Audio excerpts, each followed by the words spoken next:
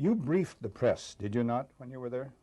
Well, I had several jobs. One of my jobs was that of analyst. I also was an interrogator and indeed briefed the press when we, the CIA, wanted to circulate disinformation on a particular issue. Disinformation is not necessarily a lie.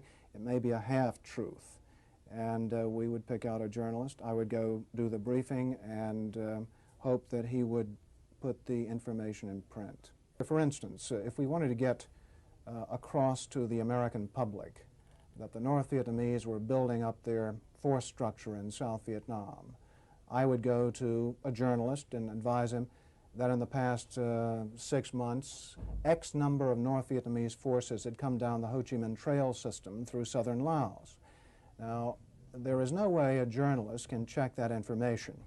So either he goes with the information or he doesn't, and ordinarily or usually the journalist would go with it because it looked like some kind of exclusive.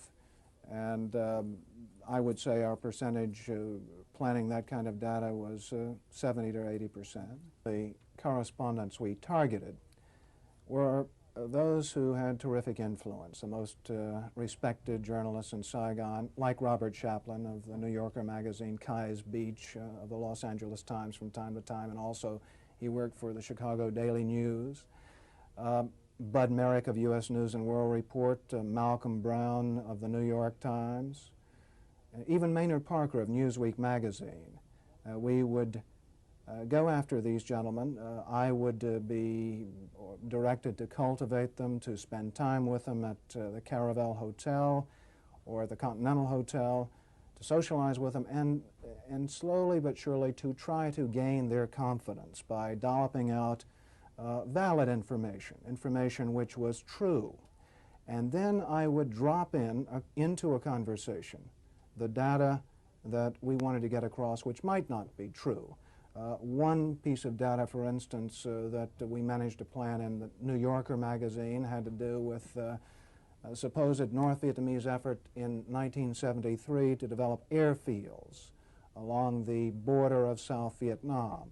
The reason we wanted to plant this information was that we were trying to persuade the U.S. Congress that Saigon should continue to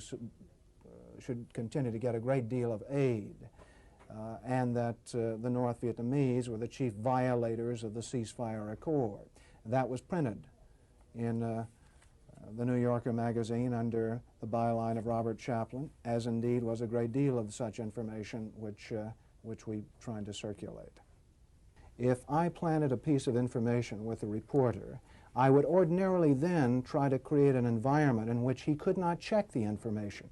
I would go to the British ambassador and brief him on the disinformation I had just given the reporter. So when the reporter wanted to cross-check what I'd told him with, say, the British ambassador, New Zealand ambassador, or what have you, he would get false confirmation, the same message coming back at him. He'd say, aha, I've got proof that Frank Snepp told me the truth, when in fact what he'd gotten was simply an echo of what I'd given him in the first place via the British ambassador or other of our friendly diplomatic contacts.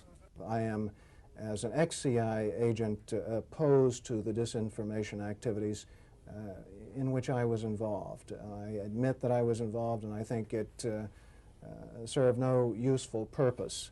Propagandizing the American public or Congress is not the CIA's job.